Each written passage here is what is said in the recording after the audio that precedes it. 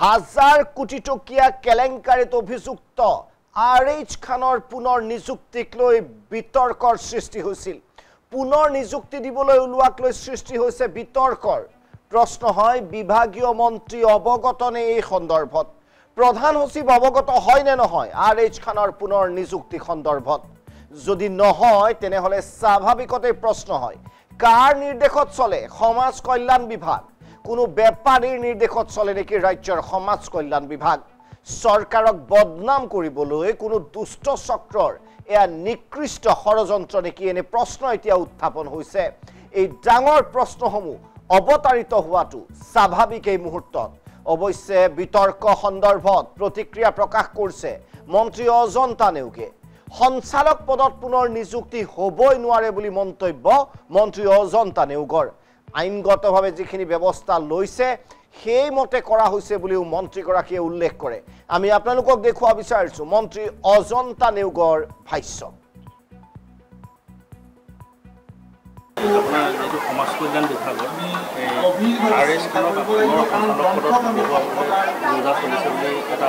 কোনো ধৰণৰ কথা নাই, এনেকুৱাতো কোনো ধৰণৰ কথা নাই, হ'বই নোৱাৰে। তেওঁতো মানে আইনীমতে যিখিনি ব্যৱস্থা গ্ৰহণ কৰিছে সেইমতে কৰা হৈছে, তাত এনেকুৱা ধৰণৰ হ'বই নোৱাৰে, কোনো ধৰণৰ কথাটো নাই। আপোনাৰ যিটো সমাজ কল্যাণ বিভাগত আৰএইচ খানক কোনো ধৰণৰ কথা নাই, এনেকুৱাতো কোনো ধৰণৰ কথা নাই, হ'বই নোৱাৰে। তেওঁতো মানে আইনীমতে যিখিনি ব্যৱস্থা গ্ৰহণ কৰিছে সেইমতে কৰা হৈছে, তাত এনেকুৱা ধৰণৰ হ'বই নোৱাৰে, কোনো ধৰণৰ কথাটো নাই। আৰু সেয়া হৈছে মন্ত্ৰীৰ স্পষ্টীকৰণ। গতিকে মন্ত্ৰীয়ে স্পষ্টভাৱে কথা কৈছে যে তেনেধৰণৰ প্ৰশ্নই উত্থাপন হোৱা নাই। গতিকে যদি মন্ত্ৰী অৱগত নহয়, যদি প্ৰধান সচিব অৱগত নহয়, তেনেহ'লে ইয়াৰ আঁৰত কাৰ ষড়যন্ত্ৰ আছে? কোনে আচলতে এতিয়া বিভাগটো চলাই আছে সেয়াও প্ৰশ্ন চিহ্ন। কাৰণ হাজাৰ কোটি টকীয়া যি কেলেংকাৰী, সেই কেলেংকাৰীত নাম সাঙুৰ খোৱা আৰএইচ খানৰ যদি পুজৰ নিযুক্তি হয় তেনেহ'লে স্বাভাৱিকতে ৰাজ্যৰ ৰাজনীতিত ভূমিকম্প অহাটো একেবাৰে অৱধাৰিত। এই বিষয়ে আমি সবিশেষ কথা পাতিম আমাৰ জ্যেষ্ঠ সাংবাদিক ৰাজীৱ গগৈৰ সৈতে। ৰাজীৱ গগৈ, আপোনাৰ ওচৰত আহিব বিচাৰিছোঁ। আৰএইচ খানৰ পুনৰ নিযুক্তি খবৰটো শুনাৰ লগে লগে যেন ৰাজ্যৰ প্ৰশাসন যন্ত্ৰ, ৰাজ্যৰ সমাজ জীৱনত এক প্ৰকাৰৰ ভূমিকম্পৰ সৃষ্টি হৈছে, এক প্ৰকাৰৰ আগ্নেয়গিৰিৰ বিস্ফোৰণ হৈছে যে কিদৰে এইগৰাকী ব্যক্তি পুনৰ নিযুক্তি হ'ব পাৰে। অৱশ্যে মন্ত্ৰীয়ে এই কথাটো খণ্ডন কৰিছে। সবিশেষ তথ্যৰ বাবে আপোনাৰ ওচৰলৈ আহিব বিচাৰিছোঁ ৰাজীৱ। হয় দীপক, মন্ত্ৰীয়ে এই কথাটো খণ্ডন কৰিছে। হয়, তেওঁ কৈছে যে তেনে কোনো ধৰণৰ কথা নাই, হ'বই নোৱাৰে এই বুলি কৈছে। লগতে কৈছে যে আইনীমতে যিখিনি ব্যৱস্থা গ্ৰহণ কৰিছে সেইমতে কৰা হৈছে। এতিয়া সেইমতে কি কৰা হৈছে সেই কথাটো কিন্তু তেওঁ স্পষ্ট কৰি দিয়া নাই। তেওঁ কৈছে যে আইনীমতে যিখিনি কৰা হৈছে সেইমতে হৈছে। তাত আৰএইচ খানক নিযুক্তি দিয়া হৈছে নে নাই বা নিযুক্তি দিবলৈ বিচৰা হৈছে নে নাই সেই কথাটো তেওঁ স্পষ্টকৈ কৰি দিয়া নাই। অৰ্থাৎ মন্ত্ৰীৰ যিটো প্ৰশ্নৰ তেওঁ উত্তৰ, সেই উত্তৰটোত কিন্তু সকলো কথা স্পষ্ট হৈ থকা নাই। এনেকুৱাও হ'ব পাৰে যে বিভাগীয় মন্ত্ৰীয়ে হয়তো এই বিষয়ে নাজানে, সেইকাৰণে তেওঁ তেনেদৰে ক'বলগীয়া। যদি বিভাগীয় মন্ত্ৰীয়ে নাজানে তেতিয়াহ'লে জানে কোনে, কিয়, কোনে কৰিছে? কাৰণ এই সন্দৰ্ভত অসম লাইভ 24ৰ হাতত আহি পৰিছে এক বিশেষ খবৰ, এক বিশেষ তথ্য। পুনৰ কৈছোঁ যে বিশেষ তথ্য যে প্ৰকৃততে সমাজ কল্যাণত কি চলি আছে, বিভাগটোত কোনে কি কৰি আছে সেইটো এতিয়াও যেন মন্ত্ৰীয়ে ক'ৰবাত যেন ধৰিব পৰা নাই। বিশেষ কিছুমান ক্ষেত্ৰত কোনে চলাই আছে। আৰএইচ খানক পুনৰ নিযুক্তি দিয়াৰ দিশে আগবাঢ়িছে। আজিৰ পৰা 16-17 বছৰ আগতে আৰএইচ খানৰ যি বিয়াগুম দুৰ্নীতি 1000 কোটি টকাৰ কেলেংকাৰীত গুৱাহাটীত তেওঁৰ ভাড়াঘৰত পাঞ্জাবাৰীৰ তেওঁ ভাড়াঘৰ নহয়, পাঞ্জাবাৰীৰ তেওঁ ঘৰৰ গেৰেজত কিদৰে 13-14 কোটি টকা ওলাইছিল সেইটো অসমৰ সকলোৱে জানে, দেখিছে। তাৰপিছতো সেই বিয়াগুম 1000 কোটি টকা কেলেংকাৰীৰ এই খলনায়কক কিয় আকৌ একেটা বিভাগত নিযুক্তি দিব বিচৰা হৈছে, কাৰ ইমান দৰত, সেইটো বৰ ডাঙৰ প্ৰশ্ন। আৰু এই প্ৰসংগত আমাৰ হাতলৈ এটা তথ্য আহিছে, সেয়া হৈছে যে ইয়াৰ আঁৰত আছে এজন বিতৰ্কিত অনা অসমীয়া ব্যৱসায়ী। পুনৰ কৈছোঁ, বিতৰ্কিত এজন অনা অসমীয়া ব্যৱসায়ী এতিয়া যেন দপদপনি চলিছে সমাজ কল্যাণত।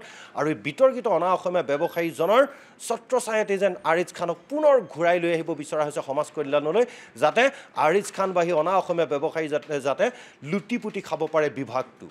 সমাজ কল্যাণ নহয়, তেওঁলোকৰ যেন নিজৰ কল্যাণ হওক, তেনেকুৱা ধৰণৰ এটা ব্যৱস্থা কৰিব বিচৰা হৈছে। এই তথ্য আমাৰ ওচৰলৈ আহি পৰিছে। আৰু এতিয়া কথা হ'ল, সেই অনা অসমীয়া ব্যৱসায়ীজন কাৰ বলেৰে ইমান বলিয়ান? আৰিজ খান আহি আছে বিভাগটোলৈ এই সন্দৰ্ভত মন্ত্ৰীয়ে এতিয়া অজ্ঞতা প্ৰকাশ কৰিছে হয়তো তেওঁক অন্ধকাৰত ৰখা হৈছে কাৰ বলেৰে বলিয়ান এই অনা অসমীয়া ব্যৱসায়ীজন সেইটো এটা অত্যন্ত গুৰুত্বপূৰ্ণ এই মুহূৰ্তত এটা প্ৰশ্ন এই অনা অসমীয়া ব্যৱসায়ীজনী চলাইছে নেকি এতিয়া সমাজ কল্যাণ বিভাগ কাৰণ পুনৰ কৈছোঁ যে মন্ত্ৰী অজন্তা নেওগে কালি আমাৰ সাংবাদিকৰ এই প্ৰশ্নটোৰ যেতিয়া সুধিছিল গোলাঘাটত তেওঁ কৈছিল যে মন্ত্ৰীয়ে এটা কথা কৈছিল যে তেনে কোনো ধৰণৰ কথা নাই হ'বই নোৱাৰে বৰঞ্চ আইনীমতে যিখিনি ব্যৱস্থা গ্ৰহণ কৰিছে সেইমতেহে কৰা হৈছে এই কথাটোত তেওঁ এইটো কৈ দিয়া নাই যে আৰিজ খান নাহে তেওঁক নিযুক্তি দিয়া নহয় বা হ'বই নোৱাৰে এই বুলি কোৱা নাই তেওঁ কৈছে যে আইনীমতে যিখিনি ব্যৱস্থা কৰা হৈছে সেইমতেহে আগবঢ়া হৈছে অৰ্থাৎ আইনীমতে কেনেবাকৈ আৰিজ খানকো অনা হৈছে নেকি যিটো কথা হয়তো অজন্তা নেওগৰ দৃষ্টিগোচৰ হোৱা নাই বা অজন্তা নেওগক জনোৱা হোৱা নাই তেতিয়াহ'লে ইয়াৰ অন্তৰালত কোন আছে এনে শক্তিশালী পক্ষ আৰু সেই অনা অসমীয়া ব্যৱসায়ীজন সমাজ কল্যাণ বিভাগত উঠি ৰজা বহি ৰজা হ'ব বিচৰা সেই অনা অসমীয়া বিতৰ্কিত ব্যৱসায়ীজনৰ মূৰত কাৰ আশীৰ্বাদ আছে যাৰ বাবে বিভাগীয় মন্ত্ৰীক চেৰাই গৈ আনিব বিচৰা হৈছে আৰিজ খানক পুনৰ এই সমাজ কল্যাণলৈ সেই 1000 কোটি টকীয়া কেলেংকাৰীৰ খলনায়কক আমি সবিশেষ তথ্য পৰৱৰ্তী সময়ত দি যাম কাৰণ আমাৰ ওচৰলৈ এটাকৈ খবৰ আহি আছে হয় বৰ্তমানলৈ ধন্যবাদ জ্ঞাপন কৰিছোঁ ৰাজীৱ গগৈ নিশ্চয় অতি তাৎপৰ্যপূৰ্ণ হিচাপে বিবেচিত হৈছে গোটেই ঘটনা প্ৰবাহ আপুনি যিদৰে উল্লেখ কৰিছে যে আচলতে কাৰ ছত্ৰছায়াত কাৰ অভিসন্ধিত কাৰ ষড়যন্ত্ৰত চৰকাৰখনক এক প্ৰকাৰৰ বদনামী কৰিবলৈ চেষ্টা কৰা হৈছে সেই বিষয়ে আমি প্ৰতিটো খবৰ অসম লাইভ 24ৰ দৰ্শকক জনাই যাম কিন্তু এই মুহূৰ্তৰ ডাঙৰ খবৰ মই পুনৰবাৰ ৰিপিট কৰিছোঁ যে ক্ষমা কৰিব বিভাগীয় মন্ত্ৰী অজ্ঞতা প্ৰকাশ কৰিছে আৰিজ খানৰ পুনৰ নিযুক্তি সন্দৰ্ভত 1000 কোটি টকীয়া কেলেংকাৰীত অভিযুক্ত আৰিজ খানৰ পুনৰ নিযুক্তিলৈ সৃষ্টি হৈছে বিতৰ্ক আৰু নিযুক্তি দিবলৈ ওলোৱাক লৈ সৃষ্টি হৈছিল বিতৰ্কৰ প্ৰশ্ন হয় যে বিভাগীয় মন্ত্ৰী আচলতে গোটেই ঘটনাক লৈ অৱগত হয় নে নহয় প্ৰধান সচিব অৱগত হয় নে নহয় আৰিজ খানৰ পুনৰ নিযুক্তি সন্দৰ্ভত যদি নহয় স্বাভাৱিকতে প্ৰশ্ন হয় কাৰ নিৰ্দেশত চলে সমাজ কল্যাণ বিভাগ কোনো বেপাৰীৰ নিৰ্দেশত চলে নেকি ৰাজ্যৰ সমাজ কল্যাণ বিভাগ চৰকাৰক বদনাম কৰিবলৈ কোনো দুষ্ট চক্ৰৰে নিকৃষ্ট ষড়যন্ত্ৰ নেকি এই মুহূৰ্তত এই প্ৰশ্নসমূহ ৰাইজৰ মনত স্বাভাৱিকতেই উত্থাপিত হৈছে অৱধাৰিত এই প্ৰশ্নসমূহ আৰু আপোনালোকক জনাইছোঁ যে মন্ত্ৰীও এই ক্ষেত্ৰত স্পষ্টতা দিছে কিন্তু বহু প্ৰশ্ন যেন এৰি গৈছে মন্ত্ৰীগৰাকীও আচলতে গোটেই যি মন্ত্ৰী বা শীৰ্ষ আমোলা সকলোকে মিছলিড কৰাৰ চেষ্টা কৰিছে নেকি কোনো ষড়যন্ত্ৰকাৰীয়ে এই বিষয়ে অৱশ্যে পৰৱৰ্তী সময়ত আমি সকলো স্পষ্ট কৰিম